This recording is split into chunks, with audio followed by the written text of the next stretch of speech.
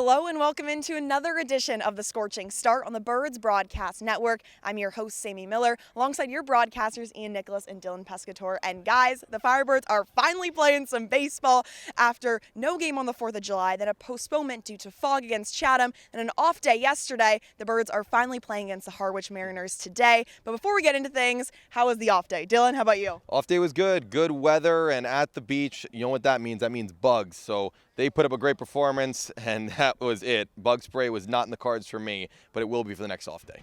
Ian, how about you? Yeah, sunscreen wasn't in the cards for me either, and I'm feeling the effects. My mom told me, put it on. I'm stubborn. Sorry, Mom. You could see my face looks a little burnt right now, but Sammy, I've learned my lesson. The keys to the off day, SPF and bug spray. But these players and coaches were also able to get a much-needed off day. Dylan, how do you think this is going to help them, especially the guys in the bullpen, to really get to their full strength today? They might not need much of the bullpen today with Daniel Vitti on the mound, but just in case and for the days going forward, it's a fully rested bullpen. No one's pitched other than Connor Eaton in the past 3 days, along with Grayson Carter. So Kelly Nicholson pretty much has a full bullpen to use today, tomorrow, depending on how the games go, and that could really help the Firebirds from a pitching perspective. And the Firebirds' last game, before the game got postponed against Chatham, it was an offensive onslaught in the third inning. 5 runs were scored, in big thanks due to Jack Penny's 3-run homer, and then Eddie King Jr.'s 2-run homer. So, Ian, what'd you see from those two in the batter's box? Well, 2 really good signs because both of them weren't necessarily having the strongest seasons headed into those at-bats. Jack Penny had a really great stretch the last week. It kind of cooled off heading into the Chatham game, and he has his second home run of the year. Honestly, I thought it was just a pop-up to right field. I couldn't really tell because of the fog, and I'm happy he was able to handle that pitch and take it deep to right. And then Eddie King Jr., over these last 2 games, his first 4 RBIs of his season, that home run, his first extra base hit of his season. Let's hope it can continue tonight as he's starting once again in center field. And Evan Truitt also had a very solid start. He went 3 1/3 innings with 3 strikeouts. Then Connor Eaton came in and he did allow 3 runs. So what'd you see from those 2 arms, Dylan? Let's start with Truitt. I think that he had a lot of resiliency. In the first inning, he gave up a 2-run home run, and things weren't looking too good. He battled back, got through the first inning, and then kept it at 2-0 in the second, in the third, and even gotten out in the fourth with a strikeout. So Truitt was really good. I even felt like he had a little bit more in the tank, too. Connor Eaton came in and was a little bit unlucky. Couldn't find the zone, a lot of walks, a hit by pitch as well. So if he gets his control really getting going, he can be great. Yesterday, or the Chatham game, I should say, it was not his day. Now let's shift our focus to today's game. On the mound for the Firebirds is Daniel Avitia, the right-handed pitcher from GCU. And guys, he really has been the most reliable pitcher all season long for the Firebirds. He had an incredible outing against YD, and today we should really be expecting the same thing. What are you expecting from him on the mound? I'm expecting the best pitcher in the Cape to continue his thing, and I'm not being biased when I say that. He has the lowest ERA in the league, and it's by 10 points. Nobody can do what Daniel Avitia is doing. And in his last start against YD, like you alluded to, 6 innings, something he's not done yet this summer, and he did it in under 70 pitches. He just works so unbelievably efficient. He works like there's a pitching clock on him all the time. He's just mowing through the order, gets a lot of weak contact, and then 4 strikeouts in his last start. He has the ability to put you away on 2-strike counts as well. Daniel Avitia, he's been near perfect. Now, the Mariners, they had a pretty hot start to the beginning of the season. Now they're on a 4-game losing streak. But, Dylan, what type of players should we be expecting from in their batting order today? Well, there's one player that has really shown out against Orleans. Maybe not the rest of the league, but he's been a Firebirds killer, and that's Kennedy Jones. In 2 games against the Firebirds, he's put up upwards of 5 RBIs, 2 home runs. I don't know what it is. When he sees red, he just performs. So if the Firebirds can do what they did last time against Kennedy Jones, which was an 0-for-4 day for him, if they do that, they can keep that offense at bay, which has not been good for the Mariners over the last 4. And, guys, you know what time it is. I need keys to the game. Ian, you're up first. I would say the magic number is 5, Sam. You got to score at least 5 runs in this game. I know that's a decent amount, especially in the Cape Cod League, but it's a Mariners team that's lost 4 in a row, and if you could score a few of those runs early on, Brewster back-to-back wins to get their season back on track against this Mariners team. In both games, they scored over 5 runs. I think Orleans needs to do the same thing tonight. Love it. Magic number is 5. Dylan, how about you? I don't have a magic number. I have a phrase. It's called Slay the Dragon. The Firebirds are 0-3 against the Harwich Mariners this season. If they win today, they are tied for second place. So let's get a win today for the Firebirds. Let's move up in the standings a little bit. Today would be a huge win, and make sure you stay tuned for a lot more content on the Scorching Start. All right, let's go to war, boys. You guys can get out.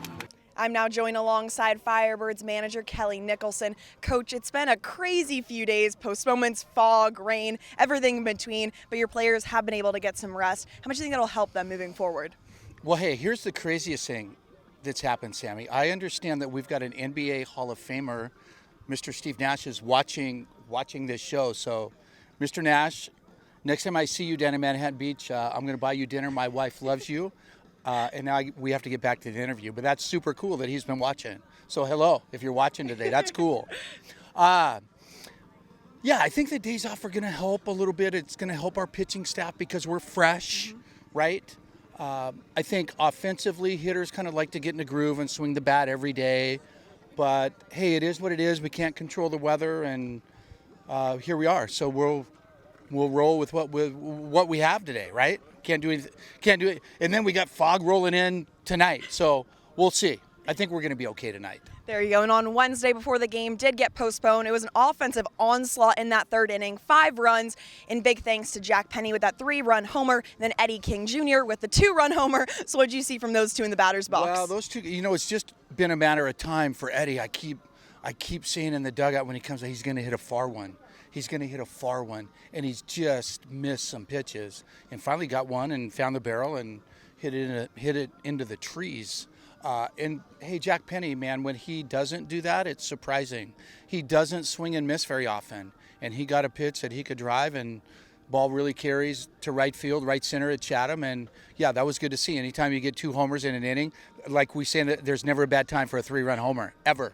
Definitely is not. Now, focusing on today's game, we have one of the best pitchers in the entire Cape Cod League, of course, Daniel Avitia. He's going to be starting on the bump today. His last outing, 6 innings and 4 Ks, no runs allowed. What impresses you the most about Daniel? 6 innings, 4 Ks, and no runs is impressive in the Cape League. Let's hope he can repeat that tonight. Yeah, Jim and I talked, Jim Lawler, our pitching coach, he doesn't throw the ball straight. It sinks, it slides. He's got a very good changeup. So I don't want to jinx it, but he's hard to square up, and that's been kind of evident this summer. We hope that he has the same type of start that he's had previously. He will start tonight, and then he will start next Friday, and then he's going to need to leave. He needs to get back to Grand Canyon and take care of some stuff. So we're going to enjoy having him at least for 2 more outings. Now, the last time you guys were here at White House Field didn't really go your way. You ended up losing 2-1. What do you guys need to do differently to get the win? We need to score 2, and they need to score 1. That would help us tonight. No, it seems like they smashed us the first 2 games, and I don't need like 25-4 or something. So we were at least competitive, right? In that last game, and historically, Orleans and Harwich have very good baseball games. For whatever reason, we've had some really good baseball games in the past. So we expect the same tonight. Stevie does a great job over there. They're going to have a good team. They're going to pitch. They're going to hit. They're going to run. They're going to defend. Hopefully we can do those things just a little bit better tonight, Sammy, and come out on top. Well, thank you so much, Coach. Good luck tonight. You bet. And thanks for watching, Mr. Nash. Thanks for watching, Bird Nation. Hey, set the tone, boys. I'm now joined alongside USC's Johnny Olmstead. Johnny, it's already July, believe it or not. How have you been enjoying the first month in the Cape? It's been awesome. Made a bunch of memories that I'll never forget, friends that I'll have forever. Been having the best time of my life. It's been an unforgettable experience so far. And you're from California, of course, go to school at USC, so you're a big West Coast guy. How have the beaches been stacking up on the East Coast? Yeah, the beaches out here are awesome. Nothing quite like home, but I'm having a good time, and it's gorgeous out here with all the trees. It's a little bit different than the desert back home, so I've been having a great time. Beaches are awesome. So it definitely is different, but speaking of USC, you're coming off of an incredible season. You're on the All Pac-12 honorable mention, and you really were that base for them at third base. So is there any takeaways that you're taking from that season here to Orleans? Yeah, just trying to take what I learned over the course of the year, some of the stuff, just trying to stay consistent and, continue that good year out here to the Cape and help this team win as much as I can, just like I tried to help us win at SC. So. And for a while you had Austin over, and he was here with us and with the Firebirds. Now he's gone, but with the time you did have, how awesome was it to have that familiar face? Yeah, Austin's the best. OV coming in as a freshman, he was unbelievable this year in center field for us, and obviously freshman All-American. So it was awesome having him out here with me, and it's always good when you're in a new place to have a friend with you. So I miss him. He went out to Team USA, and now he's taking a little breather. But it was awesome having him out here with me and, having a friendly face around the locker room. And with the Trojans, like I noted, you were at third base. Now you are the commander at first base of the Firebirds. How's the transition been like for you? It's been good. Skip threw me over there. I haven't been over there in a couple of years, but just trying to figure it out and keep it in front and do whatever I can. I like third base a lot, but whatever I can do to help the team win and get in the lineup is all right by me. So I'm having a good time over there. And one of the best moments of the entire season, of course, was your walk-off. How incredible was it to celebrate with the guys who you guys really just become family? So you're celebrating with family at this point. Yeah, exactly. We've gotten so close over the last month, just being with them all the time. That that was really cool to see them all coming out of the dugout to little mosh pit around me. That was unforgettable. Something I'll remember for the rest of my life. So these guys are the best teammates I could have asked for, and that's something I'll never forget. And we still have about a month left to go. So are there any goals that you're wanting to accomplish still?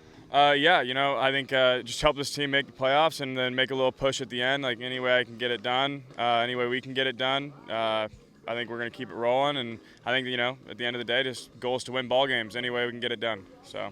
And Johnny, you're known for being the guy with a lot of style on this team. I've heard from a lot of the players you come in with some pretty good pregame fits. So is there an article of clothing that's your favorite that you own? I don't know if there's an article of clothing. I think out here I only came with about 2 weeks worth of clothes.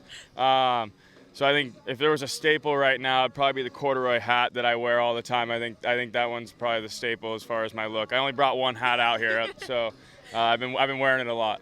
Guys, it's a pretty iconic hat if you haven't seen it. I also heard you're a huge surfer. So have you been able to catch any waves so far? No, I haven't gotten out in the water yet. The waves aren't as big as back home out here. I haven't been able to surf all that much in a long time. I'm looking forward to getting back in the water as soon as I can. But maybe I'll rent a longboard on an off day out here and see if I can catch a couple.